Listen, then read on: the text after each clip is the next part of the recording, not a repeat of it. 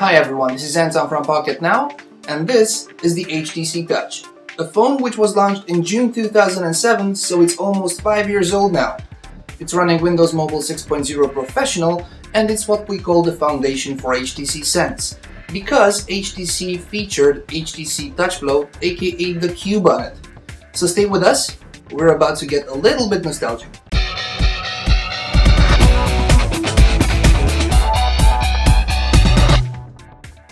It is always interesting to talk about past devices, especially if they're preparing for their 5th birthday.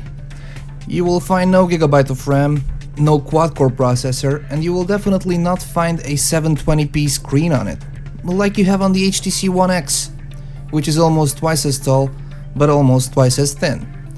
The screens? What you see here on the One X is probably the best screen on the market at the moment, compared to what HTC could do back in 2007. You all know the specs of the One X, so let's take a look at the Touch.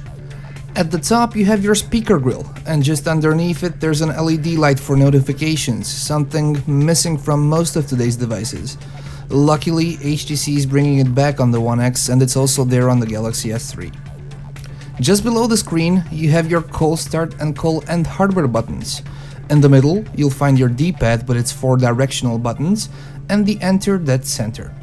On the left, there's your volume rocker and nothing else, while the right side has a dedicated camera button. This shiny chrome strip here can be lifted to reveal the SIM and the microSD card. The top only has a power button and your stylus, while the bottom holds your USB port, microphone, and yes, a reset hole. On the back there's your camera with a self-portrait mirror and your speaker. The battery inside the HTC Touch is one of 1100 mAh, but it offered excellent battery life. HTC back then packed a Texas Instruments processor in the Touch, an OMAP 850 clocking at 200 MHz. Yes, 200. There is 64 MB of RAM and 128 MB of ROM, but there were also versions with 128 MB of RAM and 256 MB of ROM. Take that, those who find 8 or even 16 gig versions to be lacking storage space. However, it also packed a microSD expansion slot, because Windows Mobile actually supported it, and HTC threw in a 1 GB card inside the box. The screen is 2.8 inches large, or with today's measures 2.8 inches small, and has a QVGA resolution of 240 by 320 pixels. We have to tell you that the screen on this device is terrible. That's what technology does to us with all the Super AMOLED Plus, SLCD, Clear Black AMOLED monikers and technologies. The viewing angle on this little phone is horrifying. Even while staring at it dead center, you will see different shades at the top and at the bottom. The camera has 2 megapixels with no flash, and back in the day HTC was struggling with camera quality. This thing takes horrible pictures, but back in the day we weren't so connected digital social network wise, and probably we didn't mind carrying an actual camera when needed. That aside, there was also Wi-Fi BG, Bluetooth 2.0, and I almost said GPS. There was no GPS on the HTC Touch, but there was Windows Mobile 6.0 Professional, and the stylus, before Apple and the followers killed it, and way before Samsung and its own followers are trying to bring it back. It takes anywhere between 50 seconds and 1 minute for this phone to boot to a rather usable state, which is the Windows Mobile home screen called Today's Screen, with HTC's home item at the top, showing you the clock, counters and shortcuts for messages, email and call history, as well as 3 tabs, one for home, one for the weather, and one for the launcher with its 10 configurable shortcuts. Back in the day, we had a start button just like PCs had, and they still do.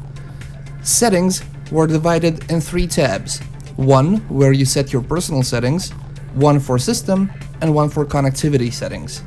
The programs menu was just a list of icons sorted alphabetically, but there was Windows Media Player and a File Explorer. It's safe to assume, looking back in time, that HTC Sense all started with this phone. They tried to make Windows Mobile more friendly and usable with the finger, So HTC came up with TouchFlo, aka the Cube, which was finger swipe navigation. This later turned to TouchFlo 3D and then to Sense, while still on the Windows mobile powered HTC Touch HD. You bring the cube up by swiping from the bottom of the screen. It brings you 3 sections. This one is for shortcuts to email, SMS, internet, tasks, and your communications manager as well as your calendar.